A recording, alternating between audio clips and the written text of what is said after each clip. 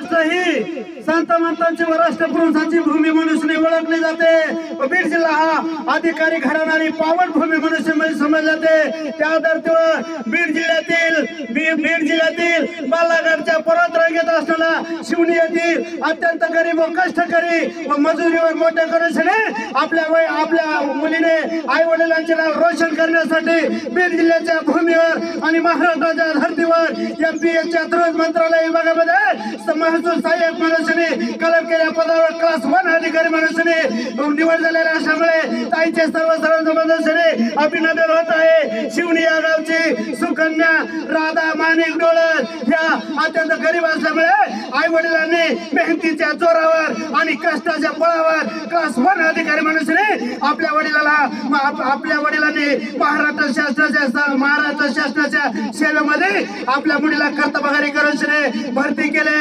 सन्माननीय त्यांची आई राधा व वडील सन्माननीय त्यांचे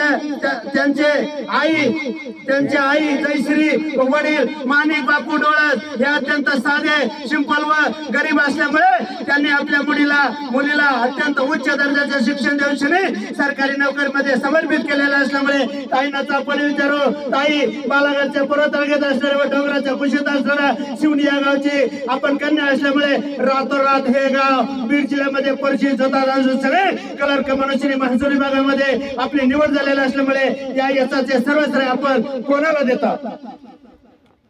या यशाचे श्रेय मी माझ्या आई वडिलांना व माझ्या पूर्ण कुटुंबियांना, माझे भाऊ बहीण वगैरे ज्यांनी माझ्यावर एवढा विश्वास ठेवला, मला एवढं शिक्षण दिलं, एवढ्या परिस्थितीमधून मला शिक्षण दिलं व पुढील प्रत्येक माझ्या आयुष्याच्या टप्प्यावर त्यांनी माझ्यावर विश्वास ठेवला।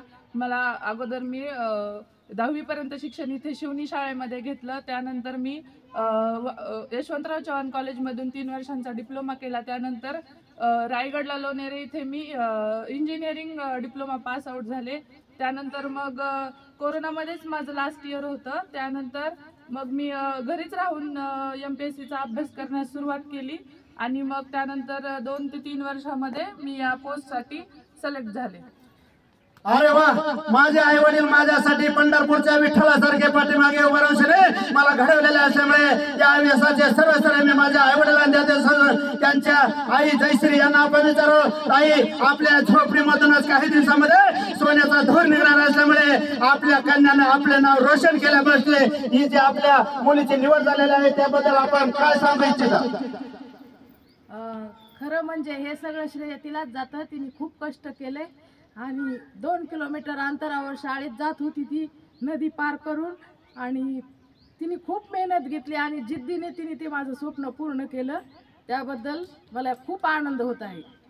माझी राधा माझ्यासाठी लक्ष्मी अजूनही माझ्या कष्टाचे चीज केलेले असल्यामुळे भविष्यात तिने बीड जिल्ह्याच्या भूमीवर आणि महाराष्ट्राच्या धर्तीवर शिवणी हे नावावर एक आदर्श निर्माण केलेला असल्यामुळे अशी प्रक्रिया लाईव्ह माहिती देताना मंत्रालयामध्ये सहाय्यक म्हणून क्लर्कमध्ये नियुक्ती झालेले राधा माणिक डोळस लाईव्ह माहिती देताना बोलतात पत्रकार